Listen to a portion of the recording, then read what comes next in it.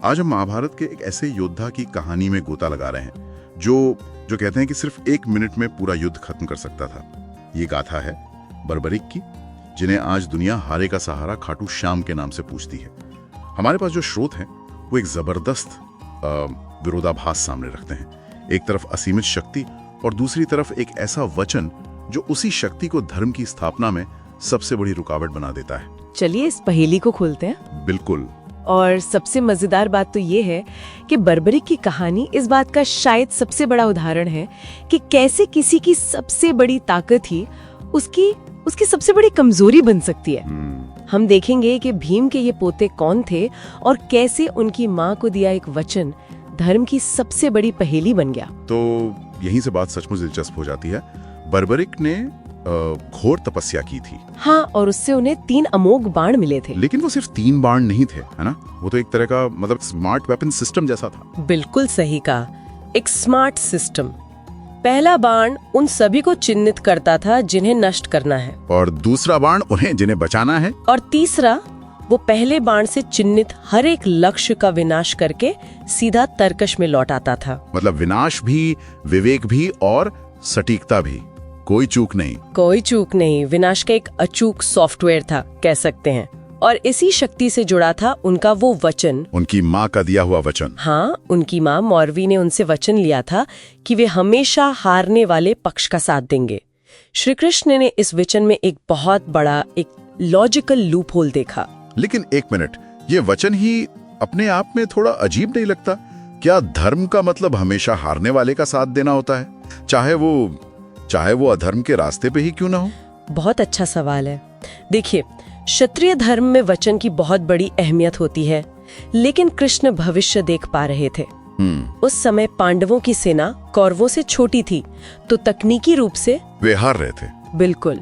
तो बर्बरिक वचन के अनुसार उनकी तरफ से लड़ते, लेकिन जैसे ही वो लड़ते उनकी असीम शक्ति से पांडव तो पल भर में जीतने लगते। अच्छा, तो फिर कौरव हारने वाला पक्ष बन जाते। सही।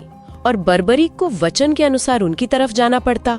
ये चक्र, ये तो तब तक चलता जब तक मैदान में केवल बर्बरिक ही जीवित बचते। तो युद्ध का उद्देश्य ही खत्म हो जाता। मतलब उनकी शक्ति और उनका वचन दोनों मिलकर धर्म स्थापना के रास्ते में आ रहे थे। तो कृष्ण को उनको यकीन कैसे हुआ कि बर्बरिक की शक्ति वाकई इतनी विनाशकारी है? उन्होंने उन्हें परखा भी तो था शायद। हाँ, और वो परीक्षा भी कोई साधारण नहीं थी। कृष्ण ने एक ब्राह्मण का वेश धारण किया। अच्छा। और बर्बरिक को एक पीपल के पेड़ के सभी पत्तों को एक ही बाण से छेड़ने की चुनौती दी। बर्बरिक ने चुनौती स्वीकार की और बाण चला दिया। और उस एक बाण ने पेड़ के हर एक पत्ते को भेद दिया और फिर कृष्ण के पैर के चारों ओर घूमने लगा। उनके पैर के चारों ओर क्यों? क्योंकि कृष्ण ने चालाकी से एक पत्ता अपने पैर के नीचे छिपा लिया था। कमाल है। मतलब कृष्ण की माया भी उनके बाण की दिव्य दृष्टि से नहीं बच सकी। ये देखकर तो कृष्ण को वाकई चिंता हुई होगी। बिल्कुल। बर्बरिक ने बहुत विनम्रता से कहा, हे ब्राह्मण, अपना पैर हटा लीजिए, वरना मेरा बाण पत्ते को भेदने के लिए आपके पैर को भी घायल कर देगा। इसी घटना ने कृष्ण को विश्वास दिला दिया होगा। हाँ, कि धर्म की स्थापना के लिए बर्बरिक को युद्ध भूमि से दूर रखना ही होगा। तब कृष्ण ने वो दान मांगा जो कोई नहीं मांगता, उनका शीश। उन्होंने एक क्षत्रिय से युद्ध से पहले उसका शीश ही मांग लिया। ये किसी भी योद्धा के लिए सबसे बड़ा धर्म संकट था। ये तो कल्पना से भी परे हैं। एक योद्धा से उसका शौर्य दिखाने का मौका ही छीन लेना, और वो भी उसका शीश मांगकर। बर्बरिक ने क्या किया? बर्बरिक समझ गए कि ये कोई साधारण ब्राह्मण नहीं है। उन्होंने कृष्ण के वास्तविक विराट रूप के दर्शन करने की प्रार्थना की। और दर्शन करने के बाद उन्होंने फाल्गुन महीने की द्वादशी को खुशी खुशी अपना सिर दान कर दिया। ये त्याग के इतिहास में शायद सबसे बड़ी मिसाल है। एक अविश्वसनीय बलिदान। लेकिन कहानी यहाँ खत्म नहीं होती।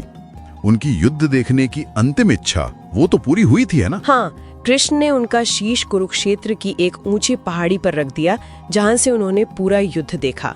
और यही शीश युद्ध के बाद निर्णायक बना। निर्णायक कैसे? जब पांडवों में जीत के श्रेय को लेकर थोड़ा अहंकार जागा तो सबने बर्बरीक से पूछा कि जीत का असली श्रेय किसे जाता है। और उनका जवाब क्या था? उन्होंने कहा, मुझे तो युद्ध भूमि में सिर्फ कृष्ण का सुदर्शन चक्र, अधर्मियों का संहार करते हुए और माँ महाकाली का खप्पर रक्तपान करते हुए दिखाई दे रहा था। बस इस एक वाक्य ने पांडवों का सारा अहंकार चूर चूर कर दिया होगा। बिल्कुल। और उनकी इसी निष्पक्षता और महान बलिदान से प्रसन्न होकर कृष्ण ने बर्बरीक को वरदान दिया। तो इसका मतलब ये है कि बर्बरीक की कहानी सिर्फ शक्ति की नहीं बल्कि वचनबद्धता, त्याग और धर्म के लिए अपनी सबसे बड़ी महत्वाकांक्षा को भी छोड़ देने की है। हारे का सहारा का सिद्धांत एक तरह का आध्यात्मिक आश्वासन है कि जब सब रास्ते बंद हो जाएं, तब भी उम्मीद बाकी है। और यहीं से एक बहुत विचारणीय प्रश्न उठता है। बर्बरीक की कहानी हमें सोचने पर मजबूर करती है कि क्या कभी-कभी किसी महान शक्ति का उपयोग न करना ही बड़े लक्ष्य की प्राप्ति के लिए उसका सबसे बड़ा और सही उपयोग होता है।